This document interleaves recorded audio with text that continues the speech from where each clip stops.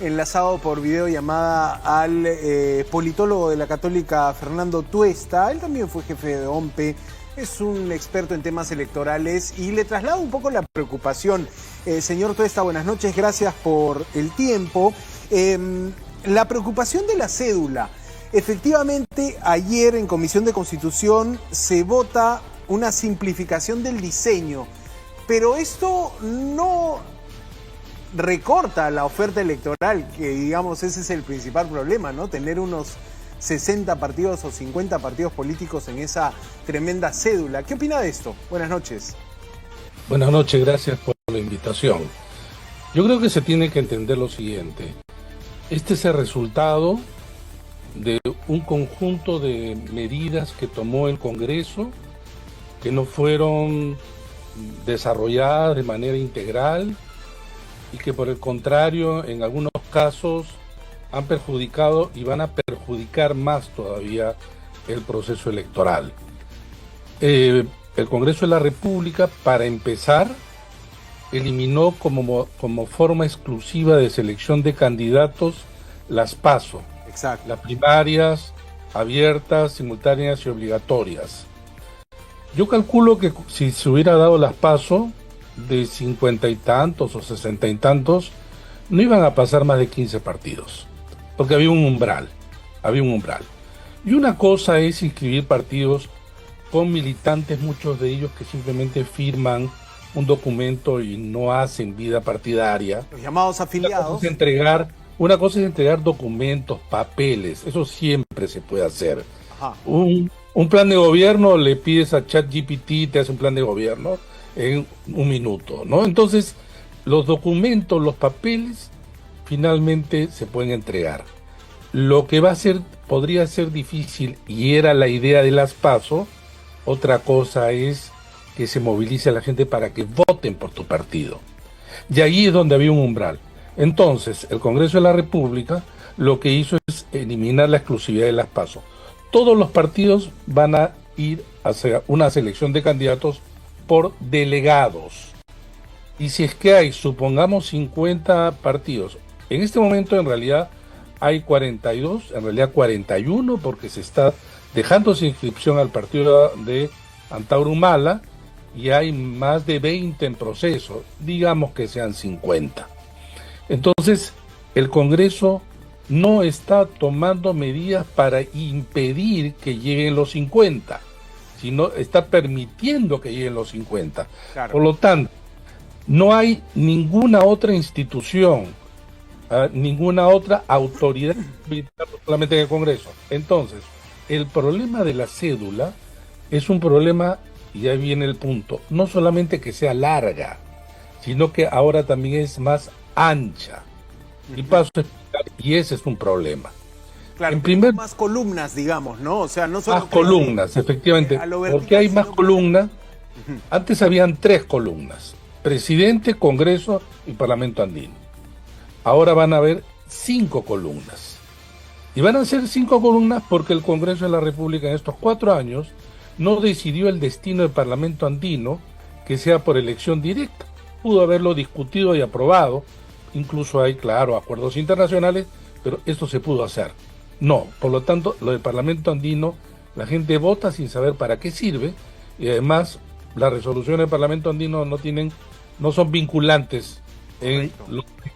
Entonces, pero además, ¿qué ha diseñado el Congreso de la República? Que hay 2 formas distintas de votar por senadores, con lo cual tenemos presidente, Cámara de Diputados, 2 columnas distintas de senadores y Parlamento Andino. Son 5. Pero además le ha agregado otro componente que complejiza todo esto. Se había eliminado el voto preferencial. Ahora se ha reincorporado el voto preferencial. Con lo cual, Parlamento, diputados, más 2 tipos de senadores y el Parlamento Andino, serían 4, y cada uno con 2 votos preferenciales serían 8 votos preferenciales. Entonces, tú tienes una cédula no solamente larga, sino ancha. ¿Cómo hace la OMPE para elaborar esa complejidad? Lo hace obviamente con los plazos que se traza en el cronograma. Claro, del jurado. Y fue presentado por el jurado, pero lo que ha hecho ayer la Comisión de Constitución es acortar los plazos en cada una de las etapas, trayendo como consecuencia que presiona a los organismos electorales, teniendo como consecuencia que se incrementen las posibilidades de error, crear problemas, y además, con todo esto lo que he dicho, uno, confunde a partidos y candidatos, porque al haber voto preferencial vamos a tener, y supongamos que sean 50 partidos, 10.400 candidatos, todos pidiendo, digamos, al electorado peruano su voto. Todos pidiendo, pareciera pues un... Claro, o sea, vamos alguna a tener que recordar un número también, ¿no? O sea, ya añádale la dificultad de recordar un número para el voto preferencial. Así es, se va a tener que votar como siempre por un partido y escoger hasta 2 dentro de ese partido que es el voto preferencial. Y por lo tanto los candidatos van a pedir el voto para el partido y su número, con lo cual, repito, se multiplica en 10.400 si fueran 50. Entonces, cuando se muestra la cédula, y Piero Corvetto mostró 2 cédulas, tenía un sentido. ¿Cuál era el sentido? Que una de las cédulas era igual para todo el país, que es, por ejemplo, para elegir presidente, es una sola columna, igual para todos. Senadores, que son 30, de circunscripción única, y Parlamento Andino también, una cédula. Y luego cédulas para cada circunscripción, porque cada uno tiene un grupo de diputados, cada uno tiene un senador. Esa era la idea con 2 ánforas. Algunos congresistas dicen, eso se complejiza. ¿No saben acaso los congresistas que salvo Lima en elecciones regionales y municipales se vota con 2 cédulas y 2 ánforas? Y entonces los peruanos sí se han sometido a 2 cédulas y 2 ánforas en el 2002, 2006, claro. 2014, 18 y 22. Entonces, ¿a quién, según la norma, le corresponde diseñar la cédula? Porque tiene la función, la experiencia, los especialistas, a la OMP. Y ahora, ¿quiénes deciden? Sin embargo, porque se les ocurre, porque creen que es mejor, o por alguna decisión de repente política del Congreso. Claro.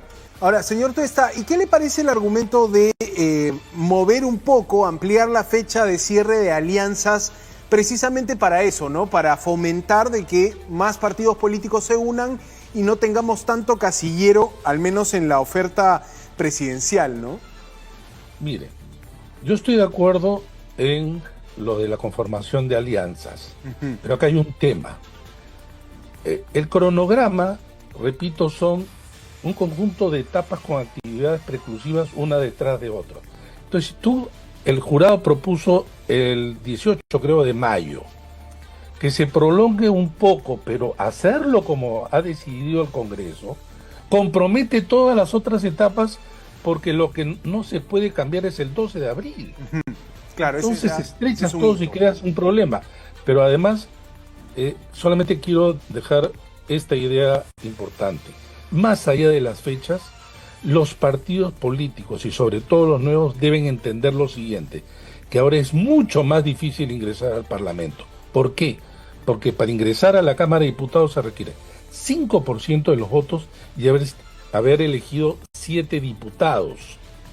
Si es que esta regla se hubiera hecho hacia atrás, simulaciones, por ejemplo, no hubiera ingresado el Partido Morado, porque sacó más del 5%, pero tan solo 3 congresistas. Ahora tendría que haber sacado 7 para ingresar.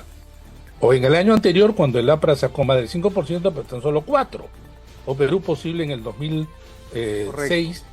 Y así sucesivamente puedo dar ejemplos. Entonces, los partidos tienen que entender que si es que no se unen, no van a entrar. Y yo creo que no van a entrar a la Cámara de Diputados más de 10. Y esto es, en la Cámara de Senadores, alrededor de 8. Y entonces, el problema es que todos quieren ser cabeza de ratón. Todos quieren ser presidentes. Todos quieren creen que puede ingresar al Parlamento. Eso ya no lo cambia ninguna regla, ¿no? Eso no lo cambia, eso ya no es un problema de fechas. Eso ya es efectivamente, esto ya no es un problema de fechas. Sean mayo y junio, el que quiere ser cabeza de ratón lo va a seguir insistiendo. Correcto. Ahora, ¿qué opina, señor Tuesta, sobre el recuento de votos?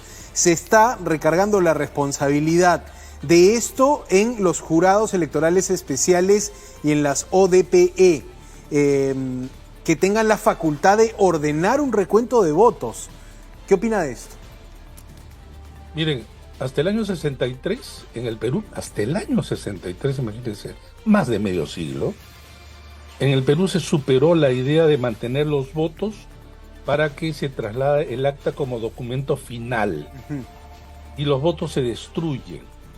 Bajo la narrativa del fraude aparece esto de, en primer lugar, mantener los votos. Mantener los votos y el recuento. Va a haber problemas. Todos claro, van a el que tenga la menor duda va a decir, oye, en el jurado electoral especial, ordéname. Claro, van a presionar a los jurados pequeños para que ellos dispongan un recuento. 50 partidos, y no es más, pero incluso más que todavía 50 partidos, porque incluso dentro de los partidos candidatos que quisieran recuento de votos. Esto va a ser un problema que se recarga y va a terminar siempre en los jurados electorales especiales, que por apelación termina en los 5 miembros del Jurado Nacional de Elecciones. Entonces y encima si todo se comprime en etapas en donde con mayor cantidad de actividades, partidos y candidatos, el Congreso no está facilitando. Claro. El Congreso está, quizá involuntariamente, no lo digo a voluntad, comprometiendo el proceso electoral. Y acá viene la pregunta: cuando va a aparecer un error, un problema derivado de esto, ¿a quién van a responsabilizar? A los organismos electorales. No a los partidos que lo diseñaron, y no a los que diseñaron las reglas. No a los responsables que efectivamente diseñaron las reglas. Ahora, señor Tuesta, usted ya proyectaba, y confío en su cálculo, o por lo menos en su visión, de cómo va a ser esa primera vuelta de peleada, de competida, en el entendido de que pasen, digamos, 10 partidos, la valla electoral. ¿Con qué porcentajes estarían los candidatos que pasan una segunda vuelta? ¿Podríamos repetir la situación o empeorar la situación de poco porcentaje de los 2 finalistas en el 2021? Recuerdo que los porcentajes eran bajos, ¿no? Y se hablaba 19 y 13. 19 y 13%. Okay. Pedro Castillo 19, Keiko Fujimori 13. Vale decir, 1/3 votaron por los dos y 2/3 no votaron por ninguno de los dos. La probabilidad que esto se repita sí es alta, pero afirmar que se va a repetir también es un error. No se puede hacer, claro. No se puede hacer porque cada elección es distinta. Cada elección es distinta. 5 años antes, Keiko Fujimori estuvo en primera vuelta cerca del 40% y Kuczynski 20%. Los dos sumaban 60%. Claro. Y así podemos ver, no solamente acá, sino en otros países. Bueno. El Perú es uno de los países con mayor incertidumbre en América Latina.